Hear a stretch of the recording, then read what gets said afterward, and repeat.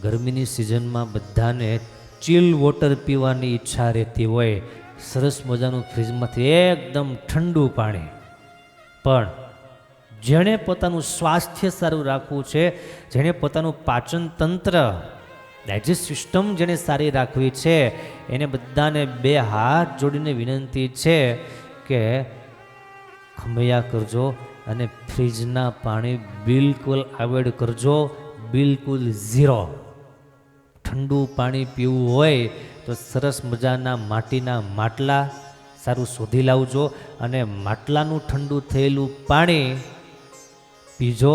એ નુકસાન નહીં કરે, તમારા વાત પિત્ત કફ ત્રણેય કંટ્રોલમાં લાવશે, કારણ કે એ માટીનું જળ છે, એ ઘણો બધો ફાયદો આપશે. બાકી ફ્રીજના પાણી તમે જેટલા ગણી શકો એટલા તમને એ નુકસાન પહોંચાડવાનું કારણ બની શકે છે.